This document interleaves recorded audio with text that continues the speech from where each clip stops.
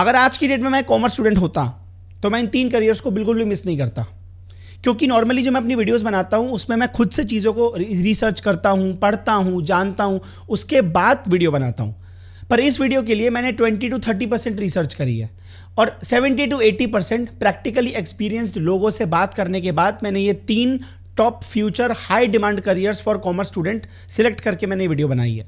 इसमें जो लास्ट वाला करियर है उस फील्ड के अंदर मेरा खुद का फ्रेंड, जिसको मैं पिछले 10-15 सालों से जानता हूँ, जो कि मेरा स्कूल फ्रेंड भी है, वो खुद उस करियर के अंदर है और उसकी सैलरी 2,85,000 रुपये है आज की डेट में। इस पूरी वीडियो को ध्यान से देखना और मैं आपको बताऊंगा 3 ऐसे करियर्स जिसके बारे में अगर आपने नहीं सोचा तो आगे जाकर के हो सकता है आप बहुत ज़्यादा रिग्रेट करेंगे, क्योंकि इन 3 करियर्स की डिमांड अभी बहुत ज़्यादा है, आने वाले वक्त में और ज़्यादा बढ़ेगी। जिन करियर्स के बारे में इस वीडियो के अंदर मैं आपको बताऊंगा, इनकी आज की डेट में मार्केट में बहुत ज़्यादा डिमांड है, आने वाले वक्त में डिमांड बढ़ती ही चली जाएगी। अब सवाल यह है कि कितने लोगों को इनके बारे में पता है, और अगर पता भी है तो ज़्यादा इंटरेस्ट नहीं लेते हैं कि यार ठीक है, क्योंकि वो आपकी जो एक सेट कंडीशन है ना कॉमर्स वालों की कि 12th के बाद तो बस ये 3-4 चीज़ें करनी है, यही है, उसके बाद तो कुछ है ही नहीं। वो कंडीशन को तोड़ करके ना आप लोग सोच नहीं पाते हो। तो इस वीडियो के अंदर मैं पूरी कोशिश करूंगा कि मैं आपको थोड़ी सी और ज़्यादा आपका दायरा बढ़ाऊं सोचने का। सबसे पहला है financial product manager. Financial product manager का काम क्या होता है? डिज़ाइन। देखो मैं बहुत ज़्यादा छांट के आपके लिए करियर ऑप्शंस लेके आया हूं, प्लीज ध्यान से देखना, स्किप मत करना, एक एक चीज को मैं आपको ढंग से समझाऊंगा। फाइनेंशियल प्रोडक्ट मैनेजर का काम क्या होता है? Designs, builds and improves finance related products. आपने जितनी भी एप्स देखी है फाइनेंस रिलेटेड, जैसे पेटीएम है, ज़ीरोधा है, जहाँ पे आप स्टॉक ट्रेडिंग करते हो, स्टॉक मार्केट के अंदर पैसा इन्वेस्ट करते हो, शेयर मार्केट के अंदर अपना पैसा इन्वेस्ट करते हो, ठीक है। मोबाइल बैंकिंग ऐप्स हैं, आपने आपके घरों में जितने भी लोगों के अकाउंट होंगे उनकी मोबाइल ऐप्स भी होती है ना, जैसे ICICI बैंक है, कोटक महिंद्रा बैंक है, इन सब की आपके पास में आपके फ़ोन में ऐप्स होंगी। वो ऐप्स को डेवलप करना, उनका डिज़ाइन तैयार करना, UPI, पेटीएम, फ़ोनपे, गूगल पे, लोन अप्रूवल ऐप्स जैसे कि बजाज फाइनेंस है। आप में से कई लोगों के घरों के अंदर आप लोगों ने, किसी ने आईफोन EMI पे ले रखा होगा, गाड़ी EMI पे ले रखी होगी, बाइक EMI पे ले रखी होगी, स्कूटी EMI पे ले रखी होगी। तो जब आप वहाँ पे जाते होंगे तो वहाँ पे फाइनेंस वाले बैठे होते हैं ना, क्रोमा वगैरह पे या बड़े विजय सेल्स वगैरह पे, वहाँ पे फाइनेंस वाले बैठे होते हैं। तो उनकी ऐप होती है बजाज फिनजर्व करके एक ऐप है ना, उस तरह की ऐप्स लोन अप्रूवल ऐप्स होती हैं। Wealth management platforms like grow और ज़ीरोधा, ये मैंने आपको बताया, वेल्थ मैनेज करना। अगर आपने कहीं पे पैसा लगा दिया तो आपका पैसा कौन हैंडल करेगा, कौन उसको मैनेज करेगा, कहाँ पे उस पैसे को इन्वेस्ट करना है, ये कौन आपको ऑप्शन समझाएगा बेटर, ये ऐप्स। तो फाइनेंशियल प्रोडक्ट मैनेजर का काम क्या होता है? वो इस तरह के प्रोडक्ट्स बनाता है, डिज़ाइन करता है, उनका कंसेप्ट लेके आता है। अब ये ज़रूरी क्यों है? जितना ज़्यादा आगे जाकर के वक्त बीतता जाएगा, पेमेंट्स डिजिटल हो रही हैं कंप्लीटली। आज की डेट में आपने देखा है हार्डली सबके किसी की जेब में पैसे होते हैं, ठीक है ना, सब लोग UPI करते हैं, सब लोग पेटीएम से पेमेंट करते हैं। इस तरह की एप्लीकेशंस और ज़्यादा बनेंगी, इस तरह की जो कंपनीज है वो और ज़्यादा ओपन होंगी, स्टार्टअप्स और ज़्यादा ओपन होंगे, इंडिया की इकोनॉमी ग्रो होगी। इस तरह के और ज़्यादा जो डिजिटल प्लेटफॉर्म्स है, पेमेंट से रिलेटेड, लोन से रिलेटेड, बैंकिंग से रिलेटेड, वो और ज़्यादा ग्रो करेंगे। इसीलिए फाइनेंशियल प्रोडक्ट मैनेजर की रिक्वायरमेंट आगे जाकर के बढ़ने वाली है। या फिर अगर आप आज की डेट में भी देखो, grow, Zerodha, Paytm, PhonePe, Google पे, ये भी तो ऐप्स अभी हैं, तो इनको भी तो ज़रूरत है ना फाइनेंशियल प्रोडक्ट मैनेजर की, क्योंकि ये भी तो अपने नए प्रोडक्ट निकालते रहेंगे आगे जा करके। क्योंकि जैसे जैसे हर 10 साल में, 20 साल में कंज्यूमर का माइंडसेट चेंज होता है, मार्केट चेंज होती है, इकोनॉमी चेंज होती है, हर चीज़ बदलती है, तो नए प्रोडक्ट भी आते हैं। इसीलिए फाइनेंशियल प्रोडक्ट मैनेजर की डिमांड मार्केट में आज की डेट में ज़्यादा है और आगे भी बढ़ेगी। They connect finance, technology, customer needs and business goals to build products people love and trust. जैसे फॉर एग्जांपल अभी मेरे घर के पास में कोई किराने वाले भैया हैं, तो मैं उनसे बात कर रहा था कि आप लोन वगैरह लेते हो क्या पेटीएम से? तो उन्होंने बोला हाँ, पेटीएम से लोन 2 मिनट में मिल जाता है। और मैंने कहा अच्छा, और मतलब आपको ऐसे चुकाते कैसे हो आप? महीने की किस्त होती है? कह रहे नहीं, डेली का होता है। मैंने कहा कितना होता है? कह रहे डेली का 100-120 रुपये ऐसे ही देना होता है। अब देखो इन्होंने क्या किया, डेली का 100-120 रुपया एक किराने वाले के लिए निकालना बहुत आसान होता है, लेकिन अगर महीने का 3-4 हज़ार, 5 हज़ार, 10 हज़ार रुपये अगर देना पड़ जाए तो वो दिक्कत हो जाती है। इसीलिए उन्होंने कहा था कि डेली का 100-120 रुपये, 200 रुपये, डिपेंडिंग अपॉन क्या उनका हिसाब किताब था, वो एग्जैक्टली मुझे नहीं पता, पर वो मुझे कह रहे थे कि इतना रोज़ का निकल जाता है। रोज़ का इतना निकालना बहुत आसान बात होती है। तो ये भी किसी ने दिमाग लगाया होगा ना कि यार दुकान वाले के लिए आसान कर देते हैं।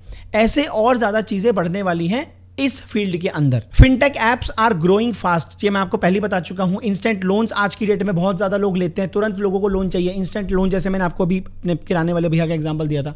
क्रिप्टो करेंसीज आगे जाकर के बढ़ने वाली हैं। इथेरियम के ऊपर तो पूरी की पूरी एक आप किताब ही लिख सकते हो, इथेरियम के ऊपर तो लोग कोर्स भी करते हैं। आई होप आप समझ रहे होगे। इथेरियम के ऊपर आप खुद रिसर्च करना, जाकर के देखना। बिटकॉइन है, इथेरियम है, ये जितनी भी क्रिप्टो करेंसीज हैं ये आगे जाकर के बहुत ज़्यादा बढ़ने वाली हैं। आप इसके बारे में ढंग से रिसर्च करके पढ़ सकते हो, समझ सकते हो। इस तरह की एप्लीकेशंस आगे जाकर के बढ़ेंगी।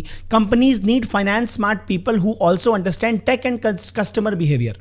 आप क्योंकि आप लोग कॉमर्स से हैं तो आप लोग फाइनेंस को आई होप आप समझते होंगे, या फिर आप आगे जाकर के अगर इसी फील्ड में परस्यू करना चाहते हैं तो डेफिनेटली आप फाइनेंस को समझेंगे।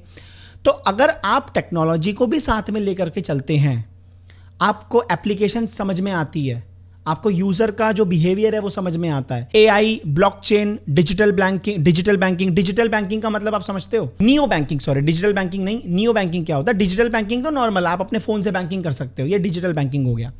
नियो बैंक्स खुल रहे हैं आज की डेट में और ये बढ़ेंगे।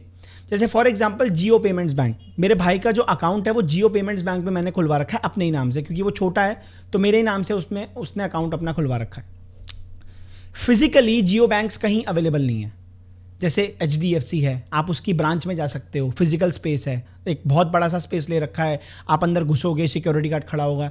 SBI है, कोटक है। बट नियो बैंक्स क्या है, वो कहीं भी फिजिकली अवेलेबल नहीं है, वो आपको डिजिटली आपको अवेलेबल होंगे। ठीक है, तो इससे फ़ायदा क्या होता है? तुरंत आप अपना पैन कार्ड, आधार कार्ड आप अपलोड करो, 1 हफ्ता 10 दिन जो भी लगेगा वेरिफिकेशन के लिए, उसके बाद आपका डिजिटली आपका अकाउंट खुल जाएगा। ठीक है ना, तो वो भी सिक्योर ही होता है। और ये बहुत ज़्यादा, अब देखो यहाँ पे क्या लिखा हुआ है, AI, blockchain, digital banking are opening 10 times new opportunities. Financial product manager के लिए देखो आप जरा समझ लो, आपको फाइनेंस की नॉलेज होगी क्योंकि आप कॉमर्स स्टूडेंट हैं, फाइनेंस पढ़ेंगे। दूसरा, टेक की अगर आपको अंडरस्टैंडिंग है, बहुत बढ़िया, बहुत बढ़िया। कस्टमर थिंकिंग, थोड़ा सा साइकोलॉजी अगर आप समझें। प्रोजेक्ट मैनेजमेंट आपको आना चाहिए। प्रोजेक्ट मैनेजमेंट का मतलब, प्रोजेक्ट मैनेजमेंट का अलग से कोर्स भी होता है। ठीक है ना, अगर आप कोर्सेरा या गूगल की बहुत सारी ऐसी ऐप्स हैं ना जो ये कोर्स प्रोवाइड करती हैं, तो वहाँ से आप प्रोजेक्ट मैनेजमेंट का, प्रोजेक्ट लाइफ साइकिल होती है पूरी की पूरी एक। ठीक है, organising task, deadlines, priorities, regulatory knowledge, ये सारी रेगुलेटरीज नॉलेज का मतलब अगर आप भारत में हैं तो आपने एक ऐसी फाइनेंस बेस्ड ऐप आपने बनाई है, तो क्या क्या आपको RBI की तरफ से क्या क्या गाइडलाइंस है जो आपको फॉलो करनी चाहिए। अगर आप US में हैं तो वहाँ की गाइडलाइंस अलग हैं, तो आपको उस हिसाब से चलना पड़ेगा। तो फाइनेंशियल प्रोडक्ट मैनेजर जो होता है वो इन सबको समझता है। उसकी सबसे पहले तो उसको फाइनेंस की नॉलेज होनी चाहिए, फिर उसको थोड़ी सी टेक की भी अंडरस्टैंडिंग होनी चाहिए, टेक्नोलॉजी की, क्योंकि अल्टीमेटली हर चीज़ अब डिजिटल हो रही है। ठीक है ना, आप थोड़ी ना कॉपी और पेन लेकर के, वो जो मुनीम होते थे वो हिसाब किताब लिखते थे, अब सब फ़ोन पे हो रहा है, वेबसाइट्स पे हो रहा है, एप्लीकेशंस पे हो रहा है। अब आप अगर इसमें जाना चाहते हो तो आप नॉर्मली अपनी 12th के बाद में BCom अगर आप कर रहे हो या आप कर सकते हो तो आप BCom कर लो, BBA कर लो। उसमें भी आप कोशिश करो कि आप स्पेशलाइजेशन फाइनेंस में करो। Learn about tech side, this is where I will make my focus very much clear. APIs, app flow का मतलब आपकी एप्लीकेशन की डिज़ाइनिंग कैसी होगी, किस तरीके से आपकी एप्लीकेशन काम करेगी। साइबर सिक्योरिटी के आप बेसिक ऑनलाइन कोर्सेज कर सकते हो। फॉर एग्जांपल मान लो आपने BCom BBA कर लिया, फाइनेंस के बारे में आपने अपनी जो स्पेशलाइजेशन थी वो कर ली, उसके बाद आपने साइबर सिक्योरिटी का साथ साथ में कोर्स कर लिया। साइबर सिक्योरिटी की क्यों जरूरत है भाई? पेमेंट प्लेटफॉर्म है, सिक्योर होना चाहिए ना, जनता का पैसा है, सिक्योर होना चाहिए। तो साइबर सिक्योरिटी की अलग से एक पूरी की पूरी टीम होती है कंपनी के अंदर, जो सिर्फ सिक्योर पेमेंट्स होनी चाहिए, लोन्स सिक्योर रहें, इन्वेस्टमेंट सिक्योर रहें। ठीक है, जो जनता है उसका पैसा कहीं इधर उधर ना हो जाए या हैकिंग का कोई चक्कर ना हो, तो इन सब के बारे में ध्यान रखें। अगर आप इस फील्ड में जाते हो तो आपकी स्टार्टिंग सैलरी 5 से लेकर 9 लाख के बीच में लग सकती है, डिपेंडिंग अपॉन आपके स्किल्स क्या हैं, आपने किस फील्ड में पढ़ाई कर रखी है, आपने कितनी इंटर्नशिप्स कर रखी हैं, आपने कितने कोर्सेज कर रखे हैं, सारी चीज़ें बहुत इंपॉर्टेंट होती हैं। उसके बाद तो sky is the limit, 30 lakh 50 lakh तक भी लोग जाते हैं कंपनीज़ के अंदर जैसे जैसे प्रमोशन होता रहता है। ठीक है, उसके बाद में सर्टिफिकेशंस, हाँ चलो मैं आपको बता देता हूँ सर्टिफिकेशंस आपको कौन कौन सी करनी है। सर्टिफाइड फिनटेक प्रोफेशनल की एक सर्टिफिकेशन है, इम्पैटिकस लर्निंग आप यहाँ से कर सकते हो। प्रोडक्ट मैनेजमेंट, ये इम्पैटिकस लर्निंग मेरे फ्रेंड का फ्रेंड, कॉमन फ्रेंड, जिसको मैंने बोला था कि एक बार मेरी बात करा दे अगर कोई इस फील्ड में है तो उसने कहा था कि ये कुछ 3 ऐसी वेबसाइट्स है जहाँ से मैंने खुद कोर्स किए थे।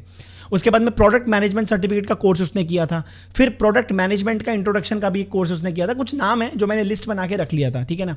तो ये कुछ 3-4 कोर्स है जो आप साथ में कर सकते हो, तो यह एक दूसरे को एकदम कॉम्प्लीमेंट करेंगे और आप एक फाइनेंशियल प्रोडक्ट मैनेजर की फील्ड में आगे जा सकते हैं। Anyone who has finance knowledge plus tech understanding, ये एग्जैक्ट लाइन उस फ्रेंड के फ्रेंड ने बोली, मेरे फ्रेंड के फ्रेंड ने बोली थी, इसको मैंने थोड़ा सा चेंज करके अपने हिसाब से लिखा है। Anyone who has finance knowledge plus tech understanding today can build a powerful career in fintech over the next 10 to 15 years. Next is financial analyst. A financial analyst studies financial data and helps companies make better money decisions. आप एक company के अंदर है, एक company business कर रही है, काम कर रही है, जूते बनाने की कंपनी है, फूड बिजनेस के अंदर है, कपड़े बनाने के अंदर है, कुछ भी, माइक बनाने की कंपनी है, कैमरे बनाने की कोई भी कंपनी है, आपका काम होगा उसके फाइनेंसेस को समझना। आपको कोई मतलब नहीं है कि वो क्या बना रही है, ठीक है ना। एनालाइज करना, कंपनी रेवेन्यू को एनालाइज करना, प्रॉफिट्स को एनालाइज करना, कॉस्ट्स को, इन्वेस्टमेंट्स को, और फोरकास्ट का मतलब दूरदृष्टि, future trends, example will profit grow next year और नॉट, एडवाइस करना whether to invest, save, expand, cut cost etcetera. ये सब एक फाइनेंशियल एनालिस्ट का काम होता है कि कौन कौन से प्रोडक्ट सबसे ज़्यादा बिकते हैं, कहाँ कहाँ पे कॉस्ट ज़्यादा इन्वेस्ट करनी चाहिए, कहाँ डिमांड ज़्यादा है, कहाँ पे लोग एक प्रोडक्ट को परचेज ही नहीं कर रहे हैं, कहाँ पे कंपनी को कॉस्ट कटिंग की ज़रूरत है, कहाँ पे कंपनी को एक्सपैंड करने की ज़रूरत है। ये सारा का सारा काम फाइनेंशियल एनालिस्ट का होता है, जो फाइनेंसेस को एनालाइज करके कंपनी को बताएगा, एनालाइज करेगा, फ्यूचर के बारे में बताएगा कि अगले साल अगर हम ये 3-4 चीज़ों को ठीक कर लें तो इस कंपनी का फायदा होने वाला है। Financial analysts are needed in banks, मैंने आपको बताया, mutual fund houses, stock broking firms, startups, क्योंकि अब भारत के अंदर बहुत ज़्यादा स्टार्टअप्स बढ़ रहे हैं तो वहाँ पे फाइनेंशियल एनालिस्ट की जरूरत जरूर पड़ेगी, सबसे ज़्यादा स्टार्टअप्स में पड़ेगी। अब अगर आप इस फील्ड में जाते हो तो आप क्या क्या बन सकते हो, इन्वेस्टमेंट एनालिस्ट बन सकते हो, स्पेशली जो सिर्फ इन्वेस्टमेंट की ही फील्ड में जाएगा। कॉर्पोरेट फाइनेंशियल एनालिस्ट बन सकते हो। कॉर्पोरेट फाइनेंशियल एनालिस्ट का मतलब बड़ी कंपनी के अंदर, बड़ी फर्म के अंदर काम कर सकते हो उन लोगों के लिए, और आप उनको एनालाइज करके बताओगे। क्रेडिट एनालिस्ट आप बन सकते हो। क्रेडिट का मतलब उधार, लोन। एक कंपनी है, जैसे मान लो बैंक है, अगर आप मान लो HDFC में काम करते हो तो आप क्रेडिट एनालिस्ट बन सकते हो, मतलब आप लोन डिपार्टमेंट वाले एरिया के अंदर काम करोगे। सिर्फ आपको ये पता होगा कि यार इस साल हमने कितने सारे लोगों को लोन दिया, या इस ब्रांच के अंदर आप काम करते हो तो आपने इस ब्रांच के थ्रू कितने सारे लोगों को लोन दिया, क्या हमको स्ट्रैटेजी चेंज करनी चाहिए, ठीक है ना, हमें इस बार ज़्यादा प्रॉफिट हुआ या हमें पिछले साल ज़्यादा प्रॉफिट हुआ तो क्यों हुआ था, ये सारा काम आपका होगा। रिस्क एनालिस्ट आप बन सकते हो, इसकी एक अलग से पूरी की पूरी क्या बोलते हैं कैटेगरी है। रिस्क एनालिस्ट का मतलब, रिस्क एनालिस्ट का काम बेसिकली ये होगा, वो ये देखेगा रेड फ्लैग्स क्या हैं, अगर कोई प्लान है, कोई स्ट्रैटेजी है, उसके अंदर क्या क्या नुकसान हो सकते हैं, क्या क्या ख़राब चीज़ें हैं, कहाँ कहाँ पे रेड सिग्नल आ रहा है, वो सारा काम रिस्क एनालिस्ट का होगा। फिनटेक फाइनेंशियल एनालिस्ट, फिनटेक का मतलब ये जो डिजिटल एप्स हैं, ज़ीरोदा, ग्रो, पेटीएम, इस फील्ड के अंदर अगर आप जाते हैं तो आप फिनटेक फाइनेंशियल एनालिस्ट भी बन सकते हैं। अब आप अगर इस फील्ड में जाना चाहते हो तो अगेन वही बीकॉम के साथ फाइनेंस, अकाउंटिंग, बैंकिंग, आप बीकॉम के अंदर आप फाइनेंस फील्ड में बीकॉम कर सकते हो, अकाउंटिंग में कर सकते हो। बैंकिंग स्पेशलाइजेशन प्रेफर्ड है क्योंकि बैंकिंग बहुत ज़्यादा बढ़ेगी, न्यू बैंक्स मैंने आपको बताया, या डिजिटल बैंकिंग बहुत ज़्यादा बढ़ रही है। फिर आप BBA कर सकते हो फाइनेंस में, तब भी आप फाइनेंशियल एनालिस्ट बन सकते हो क्योंकि आपको एक ग्रेजुएशन की डिग्री तो चाहिए। आप BA इकोनॉमिक्स में कर सकते हो अगर आपको नंबर्स बहुत ज़्यादा पसंद है तो, हिसाब किताब, प्रॉफिट लॉस, है ना, घाटा मुनाफा, ये सब, तो आप BA कर सकते हो इकोनॉमिक्स के अंदर। स्टार्टिंग सैलरी आपकी इंडिया के अंदर 3.5 लाख से लेके 6 लाख के बीच में स्टार्टिंग हो सकती है, डिपेंडिंग अपॉन भाई आपके अंदर एक्सपर्टीज़ कितनी है, आपने इंटर्नशिप्स कितनी कर रखी हैं, आपकी लेवल ऑफ स्किल आपका क्या है। सर्टिफिकेशंस, मैं बार बार यही बोलता हूँ, आपकी ग्रेजुएशन इंपॉर्टेंट है पर इनफ नहीं है। ग्रेजुएशन के साथ साथ आपको सर्टिफिकेशंस करने बहुत ज़्यादा ज़रूरी हैं, जैसे financial modelling and valuation analyst, FMVA, ये एक तरह का सर्टिफिकेशन है जो आप कर सकते हो। आप इसके बारे में रिसर्च कर सकते हो, गूगल पे जाकर के पढ़ सकते हो। ये एक सर्टिफिकेशन है जो आप लेना ही चाहिए आपको अगर आप एक फाइनेंशियल एनालिस्ट बनना चाहते हो। दूसरा CFA, चार्टर्ड फाइनेंशियल एनालिस्ट। अगर आप अपनी ग्रेजुएशन के साथ साथ अपने CFA एग्ज़ाम को क्लियर कर लेते हो तो आपकी सैलरी कहाँ जाएगी इसका आपको कोई अंदाजा नहीं है। दूसरा, CFA की ओवरऑल वर्ल्ड के अंदर ग्लोबली बहुत ज्यादा डिमांड है। अब मैं जरा CFA के बारे में आपसे बात कर लेता हूं। CFA certification is awarded bye US based CFA institute. Candidates must pass, इनका 3 लेवल का एग्जाम होता है, लेवल 1, लेवल 2, लेवल 3। जैसे जैसे आपका लेवल बढ़ता जाएगा वैसे वैसे आपकी सैलरी भी बढ़ती जाएगी। अगर मान लो आपने CFA लेवल 1 क्लियर करा है तो आपकी जॉब लग जाएगी, आपकी सैलरी फिर उस हिसाब से होगी। अगर आप लेवल 2 क्रैक कर लेते हैं, फिर लेवल 3 पे भी चले जाते हैं तो आपकी सैलरी भी बढ़ती रहेगी क्योंकि आपकी नॉलेज बढ़ती जाएगी ना। Problem solving skills, knowledge, wealth management system, equity से रिलेटेड आप और ज़्यादा चीज़ें जानते चले जाओगे। अब अगर आप CFA कर लेते हैं अपना सर्टिफिकेशन, आप कॉर्पोरेट फाइनेंस में जा सकते हैं। अब तक आपको वीडियो में समझ में आ गया होगा कि मैं जो नाम लूंगा उनका क्या मतलब है। कॉर्पोरेट फाइनेंस, कंपनी से रिलेटेड, कंपनी के अंदर आप एक बड़ी फर्म के अंदर आप काम कर सकते हो। रिस्क मैनेजमेंट आपको समझ में आ गया होगा। फाइनेंशियल कंसल्टिंग, कंसल्ट करना, किसी बड़ी फर्म के अंदर आप काम कर रहे हैं, फाइनेंशियल कंसल्टेंट आप बन सकते हैं। पोर्टफोलियो मैनेजर, पोर्टफोलियो मैनेजर का क्या मतलब होता है? अब अगर आप एक पोर्टफोलियो मैनेजर है तो आपका काम क्या होगा? मैं आपको अप्रोच करूंगा, अगर आप एक बड़ी कंपनी में काम करते हो तो मैं आपको अप्रोच करूंगा और बोलूंगा कि भाई देखो, मेरे पास इतना वक्त नहीं है, मुझे घूमना है, फिरना है, मस्ती करनी है, मैंने ये पैसा इन 4 कंपनीज के अंदर लगा रखा है, आप मुझे बताओ कि मुझे कौन सी कंपनी में ज़्यादा इन्वेस्ट करना चाहिए, कौन सी कंपनी से मुझे अपना पैसा जल्दी निकालने चाहिए, नहीं निकाल लेना चाहिए। तो ये आप लोग मुझे बताओगे, यानी कि जो पोर्टफोलियो मैनेजर होगा वो बताता है। इन्वेस्टमेंट मैनेजमेंट का मतलब अगेन लाइन से ही आपको समझ में आ रहा होगा, कहाँ पे आपको इन्वेस्ट करना है। जो बड़ी कंपनीज होती है ना, वो इन्वेस्ट करती हैं अलग अलग जगह पे, अलग अलग बिजनेसेस के अंदर, अलग अलग प्रॉपर्टीज़ के अंदर, रियल एस्टेट के अंदर, तो वहाँ पे आपको उसको मैनेज करना होगा। तो ये इन्वेस्टमेंट मैनेजमेंट की फील्ड में आता है। अब ये कुछ कंपनीज है globally world wide famous, KPMG, Morgan Stanley, HSBC, Goldman सैक्स, PwC, ये कुछ ऐसी बड़ी कंपनीज हैं और भी बहुत सारी हैं जो हायर करती हैं CFA को, क्योंकि इनकी डिमांड वर्ल्ड वाइड बहुत ज़्यादा है। नंबर 1, अगर आप CFA कर लेते हो तो you will be recognise globally. Career growth बहुत अच्छी है, डाइवर्स अपॉर्चुनिटीज़ है, मैंने आपको बताया आप अलग अलग फील्ड में जा सकते हो। रिस्क एनालिस्ट आप बन सकते हो, फाइनेंशियल एनालिस्ट आप बन सकते हो, आप इन्वेस्टमेंट मैनेजमेंट सिस्टम में जा सकते हो, कंसल्ट कर सकते हो, रिस्क एनालिस्ट बन सकते हो। सैलरी पोटेंशियल बहुत ज़्यादा है। स्टार्टिंग सैलरी आपकी 6 लाख से लेकर के स्टार्ट हो जाती है और 50 लाख तक जाती है। जैसे जैसे आपकी ग्रोथ बढ़ती रहेगी, आप अपने CFA का एग्जाम क्लियर करते रहोगे, एक्सपीरियंस आपका बढ़ता रहेगा, वैसे वैसे आपकी सैलरी भी बढ़ती रहेगी। तो अगर आप चाहते हो, आप CFA सर्टिफिकेशन लेना चाहते हो, उसकी तैयारी करना चाहते हो, पढ़ाई करना चाहते हो, जेल एजुकेशन एक प्लेटफॉर्म है जो इसकी प्रिपरेशन बहुत अच्छे से आपकी करवाएगा। यहाँ पे जितने भी ट्रेनर्स हैं जो आपको पढ़ाएंगे, जो आपकी प्रिपरेशन कराएंगे, वो सारे के सारे वो लोग हैं जो ऑलरेडी CFA क्वालिफाइड हैं और जो बड़ी बड़ी कंपनीज में काम कर चुके हैं। आप यहाँ पे देख सकते हो डेलॉइट में, TCS में, अर्नस्ट एंड यंग, डेलॉइट में मेरा फ्रेंड काम कर चुका है, ठीक है। ये कुछ बड़ी कंपनीज हैं, यहाँ पे ऑलरेडी जो लोग काम कर चुके हैं वो लोग आपको ट्रेन करेंगे, वो लोग आपको पढ़ाएंगे। अब जब भी आप किसी बड़े एग्जाम की प्रिपरेशन करते हो तो आपको वहाँ पे मॉक टेस्ट देना पड़ता है। यहाँ पे जो मॉक टेस्ट आपका होगा वो बिल्कुल एग्जैक्टली वैसा ही होगा जैसा आपका जो CFA का एग्जाम होगा, लेवल 1, लेवल 2, लेवल 3, वटेवर, जिस भी आप लेवल पे तैयारी कर रहे होंगे, वो बिल्कुल वैसा ही होगा जैसा एग्जैक्टली उस वक्त होता है जो आपका असली एग्जाम होता है, ताकि आपको एक रियल फीलिंग आए। रियल फीलिंग से क्या होता है, आपका जो ब्रेन होता है ना, वो न्यूरोलॉजिकल लेवल पे जाकर के ट्रेन हो जाता है, तो आपको अपने एग्जाम के टाइम पे आपको इतना ज़्यादा अनकंफर्टेबल फील नहीं होता। इसलिए मॉक टेस्ट देना बहुत इंपॉर्टेंट होता है। एंड दैट टू जब एग्जैक्टली वैसा ही एनवायरनमेंट हो, वैसा ही यूजर इंटरफेस हो, वैसे ही नंबर्स हो, ऑप्शंस हो, टाइमर चल रहा है, बिल्कुल एग्जैक्टली वैसा, तो ईजी हो जाता है प्रिपेयर करना। अब यहाँ पे देख सकते हो आप, starting salary package is up to 18 LPA।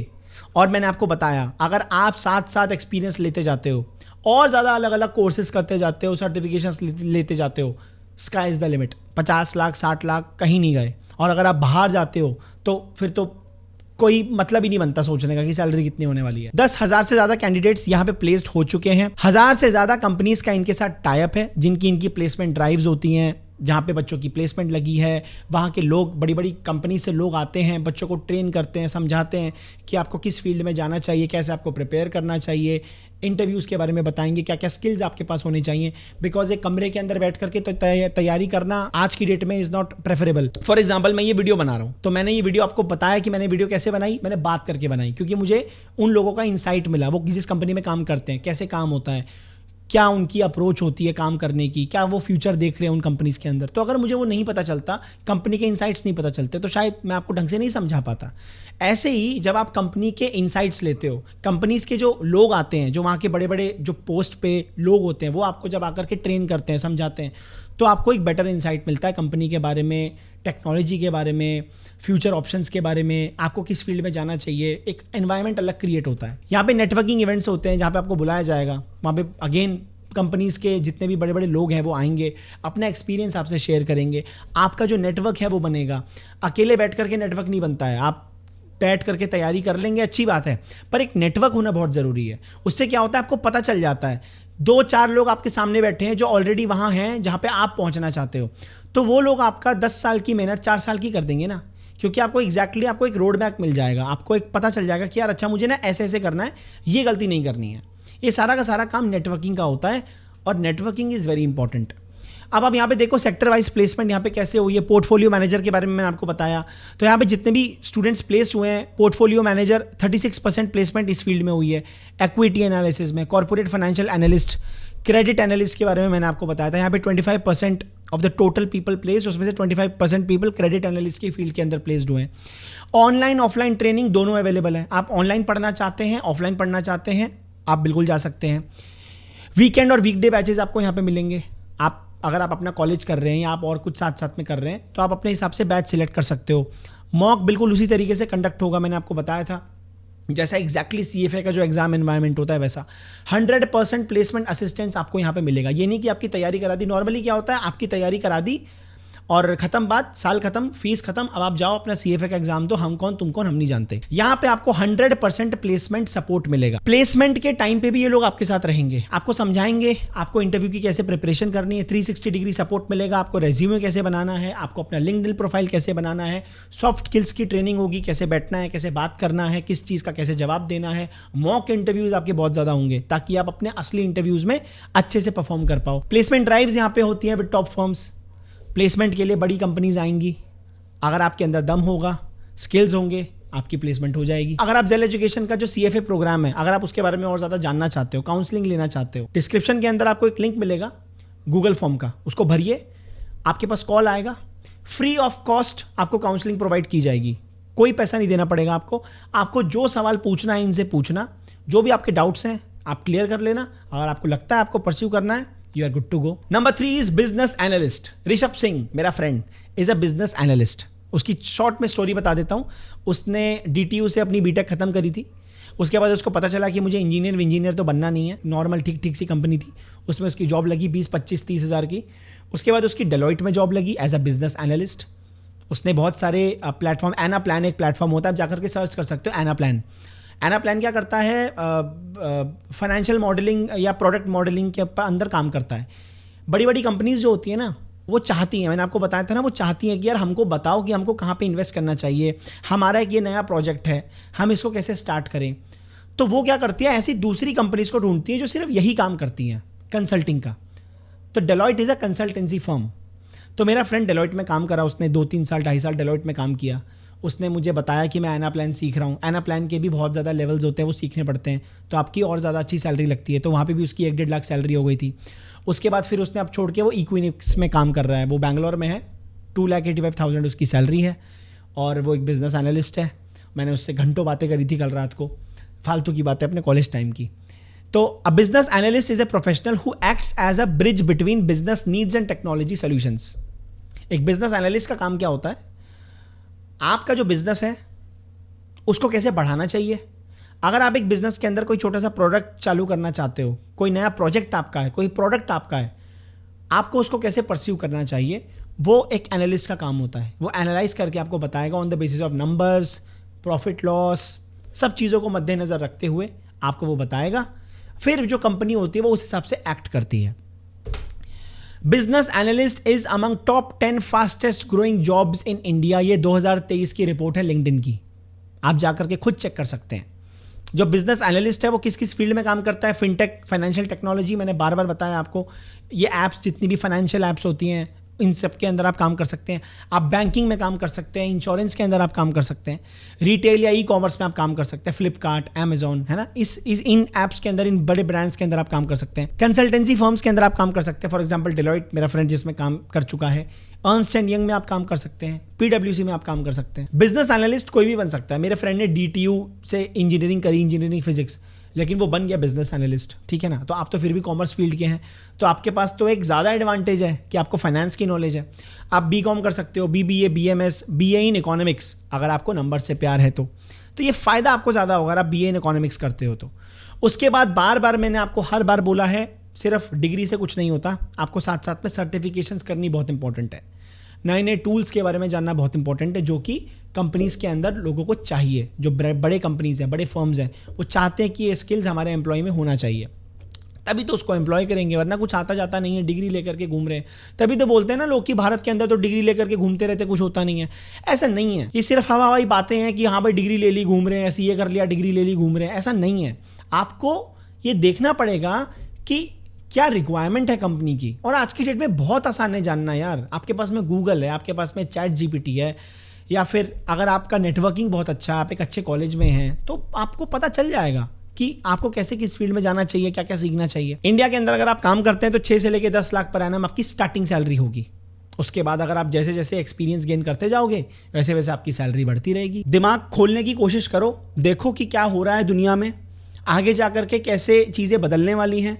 क्यों इन 3 करियर ऑप्शंस के बारे में मैं आपको कह रहा था कि ये बेस्ट है। अगर आप सीएफए के बारे में और ज़्यादा जानना चाहते हो या इसको परस्यू करने का सोच रहे हो, जेल एजुकेशन का गूगल फॉर्म आपको मिल जाएगा डिस्क्रिप्शन में, उसको फिलअप करिए, सबमिट कर दीजिए, आपके पास में कॉल आ जाएगा, आप उनसे बात कर सकते हैं। कंसल्टेशन फ्री है, 1 रुपया नहीं लगेगा, आपको जो भी आपके सवाल जवाब होंगे आप उनसे पूछ सकते हैं। अगर आप चाहते हो कि मैं इन तीनों करियर ऑप्शंस में से किसी एक पे भी डिटेल्ड इन डेप्थ वीडियो बनाऊं फुल रिसर्च करके, तो कमेंट करके मुझे बता देना। जिस भी करियर ऑप्शन पे सबसे ज़्यादा लाइक्स होंगे मैं उसके ऊपर वीडियो बना दूंगा। वीडियो देखने का बहुत बहुत धन्यवाद।